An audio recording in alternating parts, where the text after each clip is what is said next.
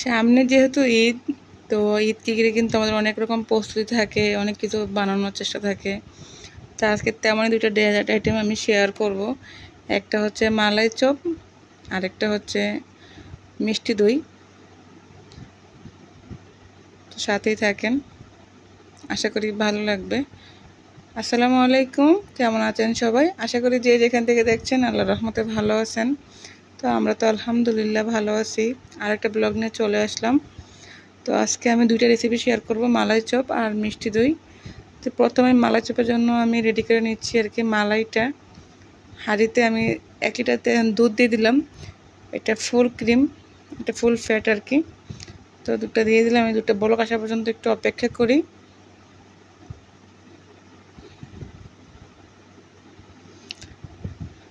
দুধটা এখানে বলক আসুক, এদিক দিয়ে আমি চপটার জন্য রেডি করে নিই।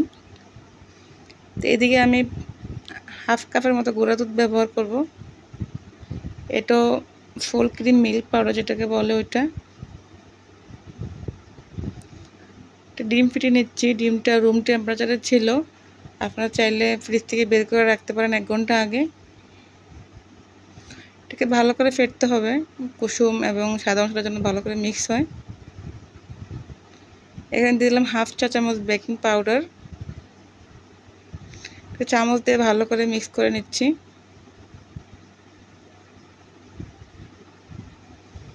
এই পর্যায়ে দেবো আমি 1 চা চামচ ঘি। ঘিটা দিয়ে আমি ভালো করে মিক্স করে নেব হাত দিয়ে।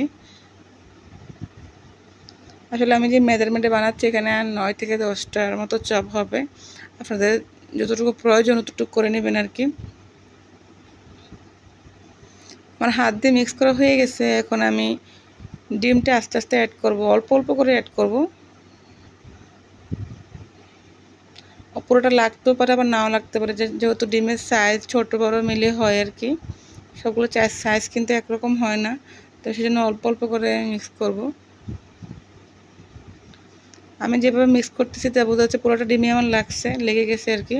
আর যেহেতু এটা একটু প্রথম দিকে একটু স্টিকি লাগবে, এটা ভয় পাওয়ার কিছু নেই। একটু 10 মিনিট রেস্টে রেখে দিলে এটা ঠিক হয়ে যাবে।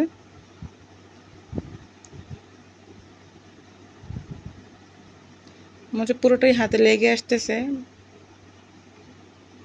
একটু নরম নরম মনে হচ্ছে প্রথম, কিন্তু 10 মিনিট রাখলে ঠিক হয়ে যাবে। তো 10 মিনিট পরে আমি একদমই কিন্তু এটা বাইন্ড হয়ে যাবে এখন। আর এখন গোল করতে সুবিধা হবে, একদম নরমও না আবার শক্তও না, স্টিকি ব্যাপারটা কিন্তু মোটামুটি চলে গেছে। আমি হাতটা ভালো করে ধুয়ে একটু ঘি মেখে নিয়েছি। এটা সাইজটা ছোটোই ভালো, বেশিটা বড় করব না। আমি যে সাইজটা করছি মানে 1 চামচের মতো যেটাকে বলে, তো 1 চামচ করে দিলে কিন্তু এটা ফুলে ডাবল, মানে ডাবল থেকে ডাবল হয়ে যেটা কিন্তু ফুলে। সবগুলো সাইজ একরকম রাখার চেষ্টা করতেছি। চাইলে চ্যাপটাও রাখা যায়, চাইলে গোলও রাখা যায়, একটু লম্বা শেপ দিয়েও করা যায়, সমস্যা নেই, যার যেভাবে ভালো লাগে। একটু গোল করে চ্যাপটা করে দিচ্ছি হাত দিয়ে। তো আমার এই হাফ কাপে আমার 9টা চপ হয়েছে। দুধটা একটা বলক আসছে, দুধটা কিন্তু আমি ঘন করবো না এই পর্যায়ে।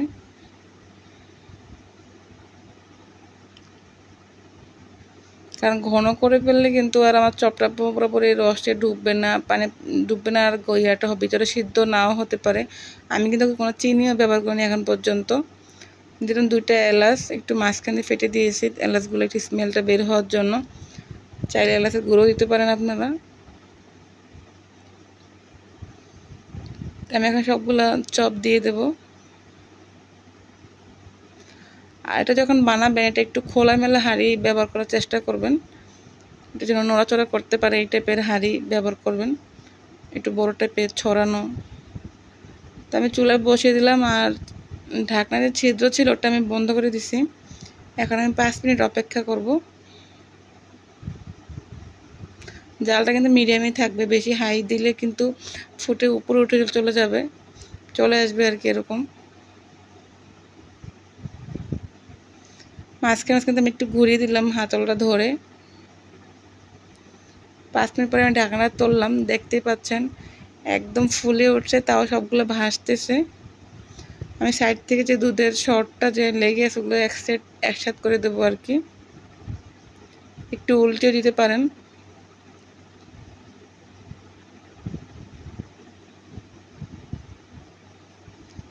কিন্তু যে কোনো অনুষ্ঠানে এটা বানিয়ে দেখতে পারেন, আসলে ওটা অনেক মজা হয় আর এটা অত ঝামেলাও হয় না। আর আমি এই পর্যায়ে দিলাম হাফ কাপ চিনি, যেহেতু আমার এটা সিদ্ধ হয়ে গেছে, এটা ফুলে উঠছে। হাফ কাপ চিনি দিলাম। চিনিটা আসলে যার যার পছন্দ মতো। হাফ কাপ চিনি ব্যবহার করার কারণেও হয়তো আমাদের অনেক মিষ্টি বেশি লাগে, অনেকের কাছে কম লাগে। আপনাদের একটু টেস্ট বুঝে করবেন আর কি। এখানে আমি এটা একটু ঘন টাইপের করার জন্য একটু মিক্সার ব্যবহার করতেছি আমি এখানে হাফ কাপ লিকুইড দুধ, 2 টেবিল চামচ গুঁড়া দুধ, আর আমি 1 চা চামচ ব্যবহার করতেছি কর্নফ্লাওয়ার। মালাটা একটু ঘন হওয়ার জন্য এটা। যদি দুধটা ঘন হয়ে গেছে, একটু থিকনেস বেশি হওয়ার জন্য আর কি দিলাম আর কি আমি। এরপর যদি আর 5 মিনিট চুলায় রাখবো। এটা খেতে আসলে ভীষণ মজার হয়, একদম সফট। আর চেহারা দেখে কিন্তু বোঝা যাচ্ছে এটা কি পরিমাণ ফুলে উঠছে।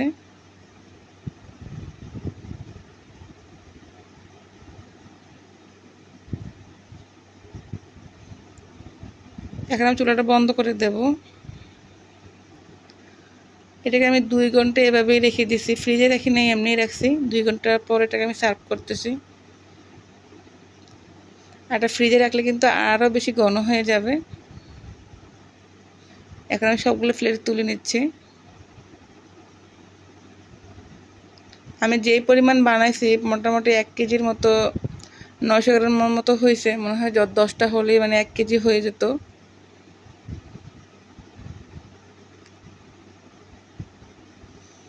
তো সবগুলো চপ আমি গুছিয়ে সাজিয়ে নিলাম আর কি।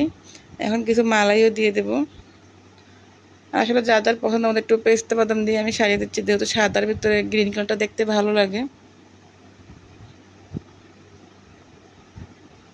তো এভাবে একদম সহজভাবে দেখাইছি আর কি। আসলে আশা করি আপনাদের ভালো লাগবে। আর একটা রেসিপিটা একদমই সহজ, এটা আমি ট্রাই করি, আসলে সবাই পছন্দ করে, সেই হিসেবে আপনাদের সাথেও শেয়ার করা। ওটা জাফরানো দিয়ে দিলাম উপরে কালারটা সুন্দর আসার জন্য।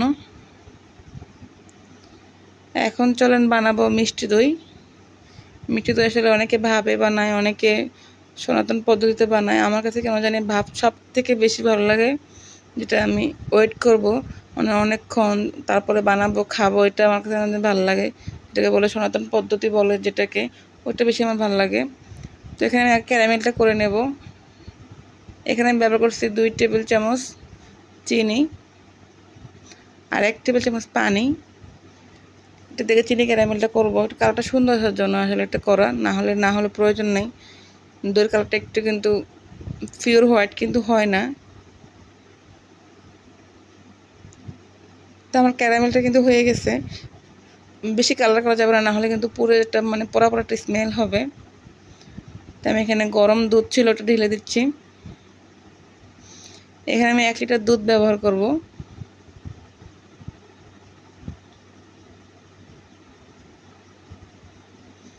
আর এখন যেহেতু গরম পড়তেছে প্রচুর, এটা কিন্তু আপনারা নিজেরাও বানিয়ে বাসায় খেতে পারেন, মেহমান বা যে কোনো আপ্যায়নে আপনারা এটা ট্রাই করতে পারেন। আর এই পর্যায়ে দিচ্ছি আমি 2 টেবিল চামচ গুঁড়া দুধ, একটু ক্রিমি ভাব আসার জন্য আর কি। কিন্তু খেতে ভালো লাগে, গুঁড়া দুধ দেওয়ার চেষ্টা করবেন। দেখুন ভালো করে এটাকে আমি ফুটিয়ে নেব। মানে এখানে আমি 1 লিটার দুধ ব্যবহার করছি, তো আমি এখানে প্রায় 800 ml এর মতো করে ফেলবো আর কি।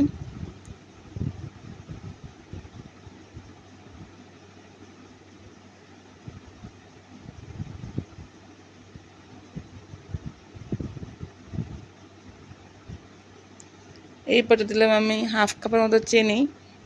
চিনিটাও সেম যার যার পছন্দ মতো দিবেন, কম বেশি করে নেবেন। দুধটাকে ভালো করে আবার বলক করে নিয়েছি, দুধটা কিন্তু প্রায় অনেকটাই কমে গেছে। চুলা থেকে নামিয়ে নেব, নামিয়ে একটু নেড়ে একটু ঠান্ডা করে নেব। একেবারে গরম দুধে কিন্তু টক দই দেওয়া যাবে না, নাহলে দুধটা ফেটে যাবে। আমি একটু ভালো করে নেড়ে চেড়ে একটু ঠান্ডা করে নিচ্ছি আর কি। যতটুকু ঠান্ডা করলে আমার হাতটা এখানে রাখলে চুবালে মানে যে হাতটা সইতে পারে এরকম আর কি। অত গরমও লাগবে না, আবার নর্মালও যেন না হয়ে যায়। এখানে আমি আগের থেকে 150 গ্রামের মতো টক দই ছেঁকে নিছি, পানিটা একদমই ছেঁকে নিছি এটাতে। এখন টক দইটা আমি দিয়ে দিলাম, ভালো করে হ্যান্ড হুইস্ক দিয়ে মিক্স করে নিচ্ছি।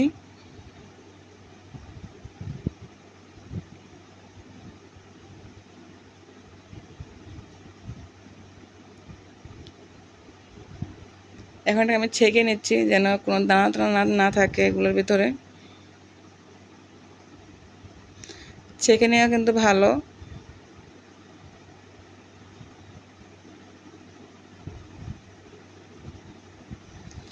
এখানে আমি নিলাম কিছু মাটির বাটি, এটা দেশ থেকে আনছিলাম। আর এটা হচ্ছে প্লাস্টিকের কাপ, মানে আসলে দইটা যখন জমবে সব জায়গাতেই জমে, যদি জমে, আর না জমলে কিছুতেই জমে না। এটা এগুলো মাটির কিউট কিউট বাটিগুলো আমার কাছে, সেগুলোতে আমি চাচ্ছিলাম মানে করার জন্য। তো আমি এই কাপটা তো করে দেখাবো, মানে প্লাস্টিক, এটা তো কিন্তু হবে, দেখানোর জন্য আর কি রাখলাম। তা আমার যেহেতু একটু অবশিষ্ট দুধ আছে, মিক্সারটা আছে, তো সেটাকে আমি প্লাস্টিক ওয়ান টাইম বক্সও কিন্তু করে দেখাচ্ছি। এটা তো আশা করি বসবে, মানে জমে যাবে আর কি। তো সবগুলোকে আমি ঢাকনা দিয়ে ঢেকে নিচ্ছি।